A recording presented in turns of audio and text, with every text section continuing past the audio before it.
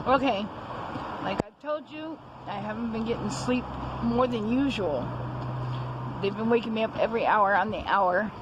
Sometimes like 10 minutes more than an hour, or 10 minutes, 20 minutes less than an hour. But you know what I think it might be?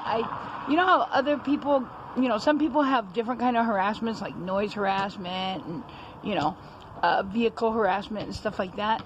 I think they're testing me for sleep deprivation or something, because I get mostly electronic harassment and EMF tortured and stuff.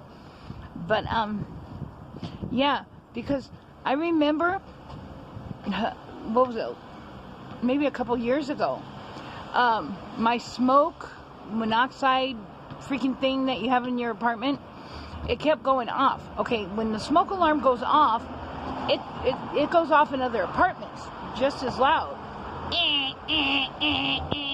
really loud, and it was going off, a lot of times during the day and during the night. So I figured I'm not going to complain about it. I figured somebody else would complain about it, because it's supposed to be in all the apartments. If somebody even burns their toast, it goes off, in other people's apartments too. So, I was coming back to my apartment one day, and it started going off. And, I realized it was only going off in my apartment, nobody else's. And this happened for like 3 weeks, right?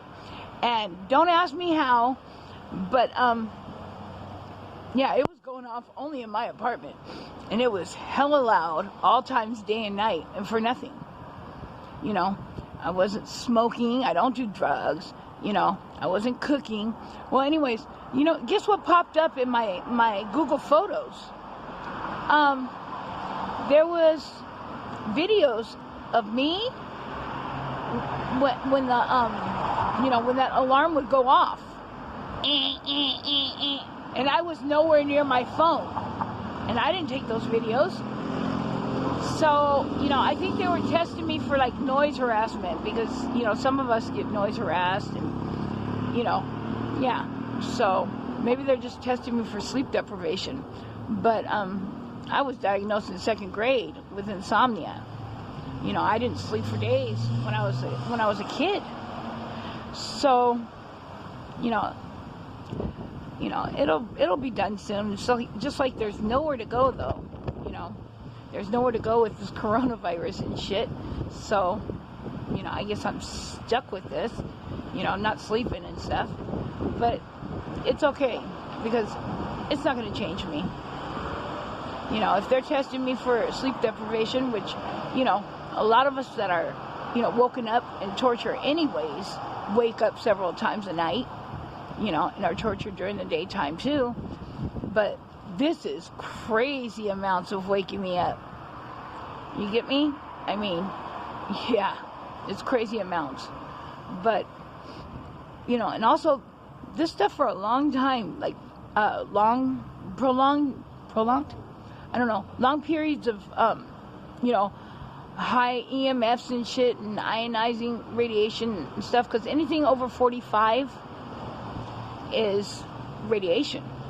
So before I was getting like over 900, over 600, and they didn't turn it down.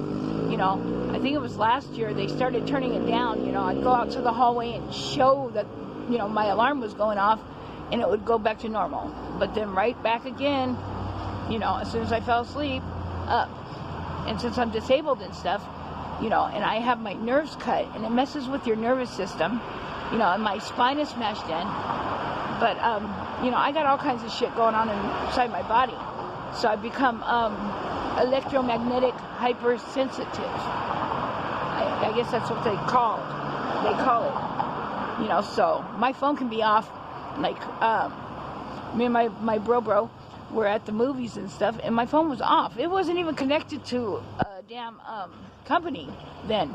And it wasn't too long ago. And my cell phone, it just flew.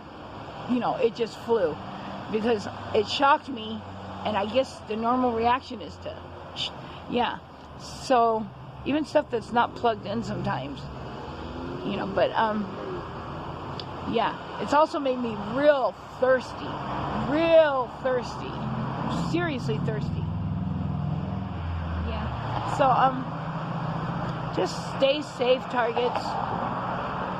And try to handle this as best you can with a sense of freaking humor. Sometimes it's hard. And we get angry. Yeah, we get angry. I'm not catching the bus. I'm just on the bus stop. But, you know what? Me, myself, I find myself getting angry. And I don't want to be that way with him. You know, it is what it is. But I'm not going to die in vain.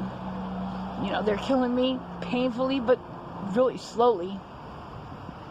But I will not die in vain. Peace out. Yeah, that was a cigarette.